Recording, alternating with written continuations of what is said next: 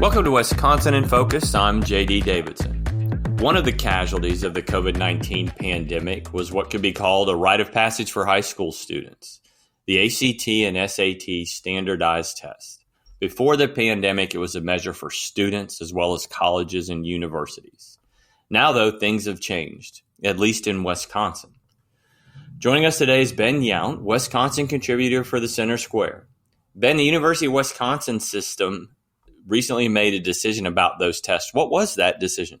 Well, if you are an incoming freshman at any of the UW schools, you don't have to take the SAT or the ACT.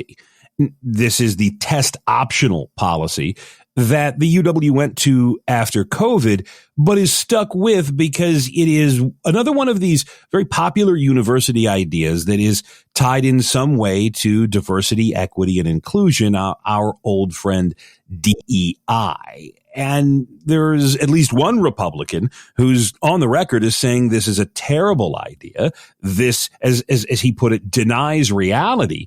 And Duey Striebel, the state senator from Cedarburg, makes the case that if the university is trying to help kids from inner city schools or kids who are underrepresented or however else they want to frame them, lowering the bar to get unprepared students into college isn't doing them any favors.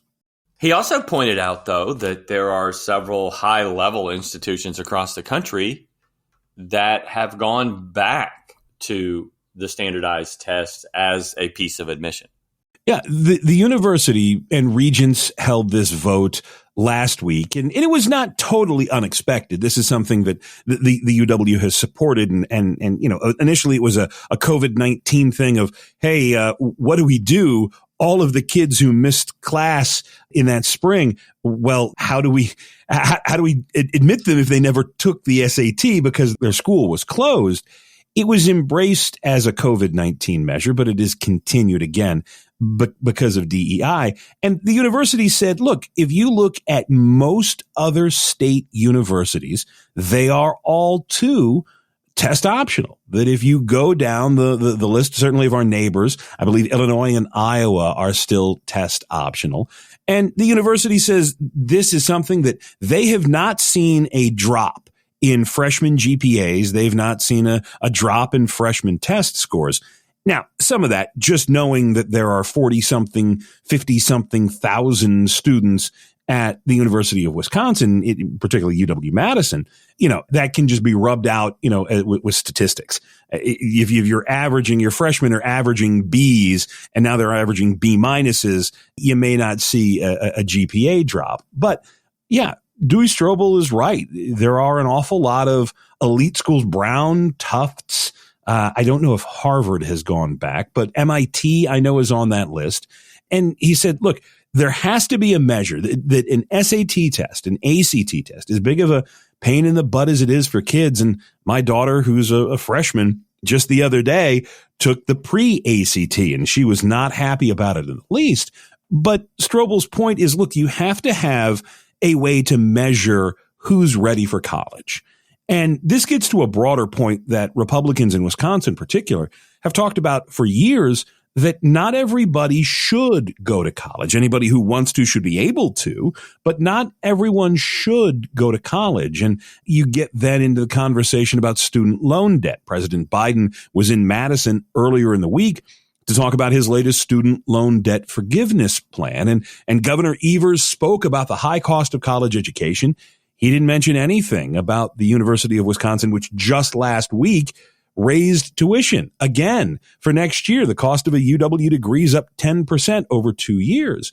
And so this is all tied together here. And Duey Striebel's point of, look, admitting kids who aren't quite ready to the university doesn't help those kids because they get in, they either fall behind or they fail outright. And now, wonderful, you were admitted to college, but you're done in a year?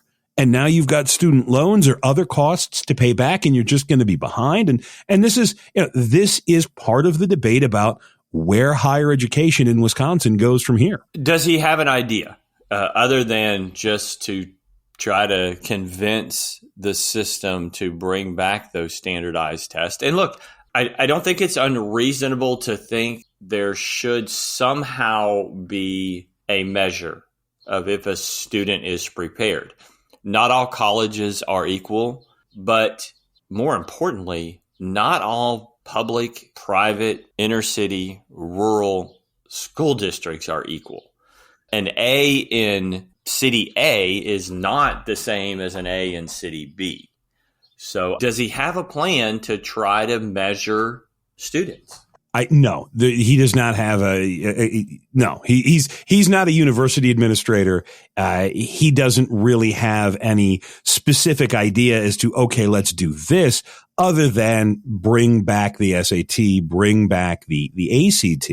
And look, the University of Wisconsin has 13 four-year campuses, and you're exactly right. A student who may not do well at Madison because it's the big school. And let's be honest, the University of Wisconsin-Madison is an elite public institution.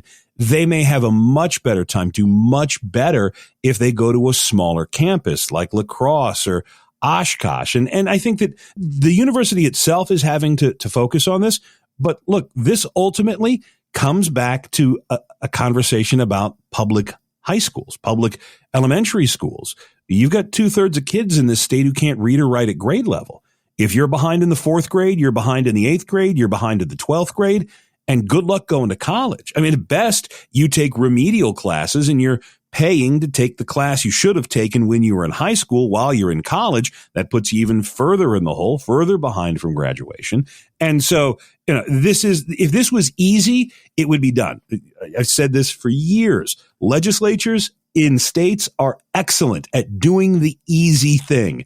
We're going to name a state pie. That's easy. They're good at that. But these sort of complex, layered, well, in order to fix this, we got to fix this. In order to fix that, we got to fix this. That's why we keep having jobs, because we get to continue to write on the ideas and the policies and the votes for things that are not the easy fixes. Amen. What started out as a conversation about simple ACT and SAT tests now turns into this overall education reform. And there's no way for that not to take place. Ben, thanks for joining us today. Listeners can keep up with this story and more at thecentersquare.com. Are you tired of news that puts politics over people? At the nonprofit Franklin News Foundation, we believe in putting people over politics by delivering nonpartisan news and audio content that serves you, the American taxpayer. With Franklin News Foundation, you can read fact-based, state-focused news for free at thecentersquare.com. You can listen to civil, balanced conversations between policy experts through our podcast network at americastalking.com. Or you can get in-depth news on K-12 education spending, curriculum, and school safety at chalkboardnews.com. It's all free through Franklin, where we put you, the American taxpayer, first in every story, episode, and conversation. And it's only possible through our supporters. Together, we can produce content that puts people over politics and brings Americans the news they deserve. Become a supporter today at franklinnews.org/donate. Once again, that's franklinnews.org/donate.